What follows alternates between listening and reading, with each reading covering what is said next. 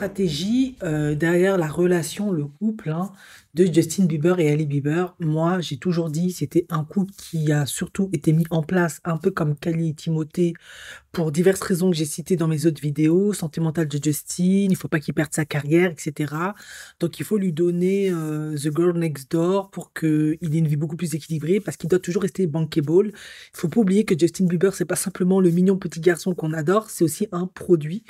Et un produit, bah, ça doit être rentable, clairement.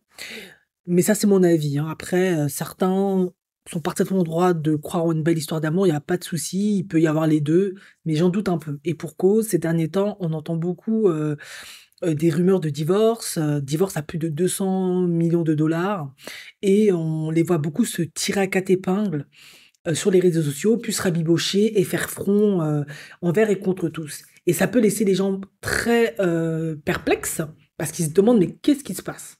Ben, soit c'est des réelles embrouilles, ou soit c'est des mises en scène, des stratégies qui sont mises en place pour générer de l'attention, de l'attraction, qu'on parle d'eux, susciter de l'engouement, notamment pour les produits Ali Bieber, parce que plus tu as de la visibilité, plus on te voit, plus tu vends. Justin Bieber, malgré tous ses problèmes de santé, malgré tous ses up and down, bah, plus il y a toujours de la vie autour de lui, des dramas, etc., plus il y a des chances qu'on aille à ses concerts, qu'on achète, qui gagne de l'argent. Alors, j'ai un peu réfléchi à la question et je me suis dit, bah, quelles pourraient être les stratégies que Justin Bieber et Hailey Bieber mettent en place? Alors, ça repose sur un mélange de marketing personnel, vous l'avez compris, et de branding et d'une exploitation stratégique des réseaux sociaux et de leur influence. Et donc, voici les principaux aspects de cette approche. 1. Le storytelling autour de leur couple.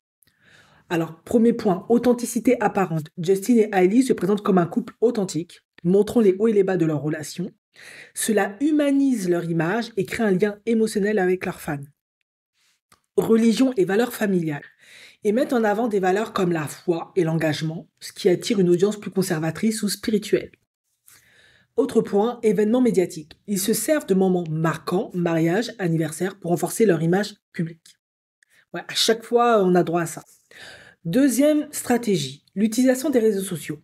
Transparence calculée. Ils partagent des moments intimes, comme le bébé, comme différents dramas ou quoi qu'est-ce, maladie mentale ou peu importe, les conflits avec le papa, etc.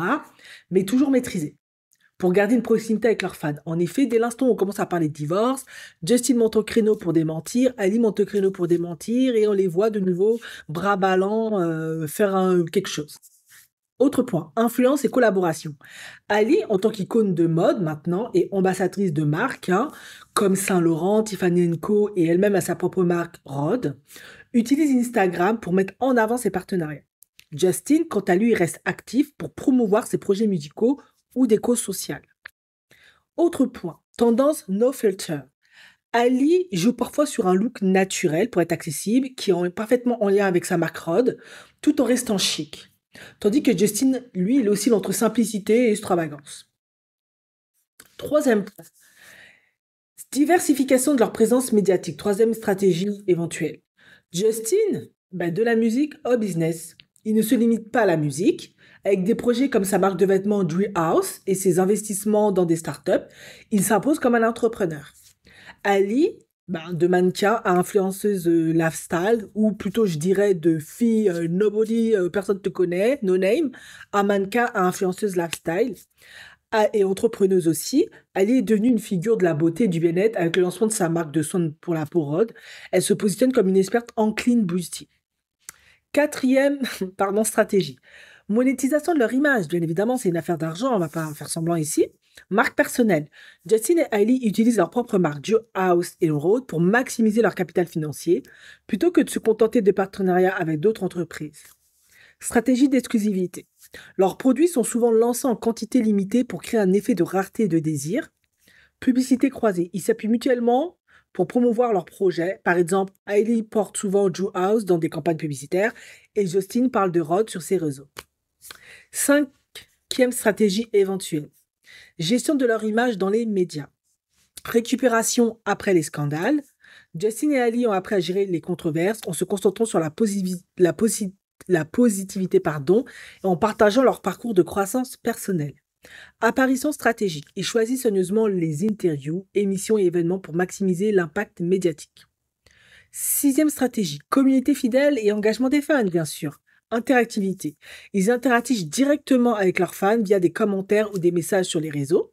Sujet engageant, ils abordent des thèmes comme la santé mentale, l'amour et la spiritualité qui résonnent avec une large audience. Donc, en résumé, Justin et Ali, ils utilisent une combinaison d'authenticité, on le voit sur les réseaux sociaux et tous les dramas, de diversification des revenus et d'un branding puissant pour rester pertinent dans le paysage médiatique et commercial. Ils incarnent vraiment le couple moderne qui mêle vie privée et carrière publique tout en créant une véritable empire autour de leur marque. Et de leur image, pardon. Et ça, il faut surtout pas l'oublier. C'est surtout pour faire de l'argent. Donc, est-ce que c'est sincère ou pas? Seul l'avenir nous le dira. Mais ça peut tout à fait être les deux. Mais moi, je dirais que c'est plus une affaire aussi d'argent. On est aux États-Unis, les Américains ne blaguent pas avec l'argent. Il faut pas l'oublier. C'est très important pour eux. La vie coûte cher là-bas. Ils n'ont pas d'assurance sociale. Les études, c'est pas gratos. Il y a de l'insécurité très facilement, surtout quand tu es connu, tu dois te protéger. Tu dois toujours rester dans la mouvance. Voilà quoi. T'auras pas de aide sociale si ça gâte pour toi. Donc, il faut faire attention.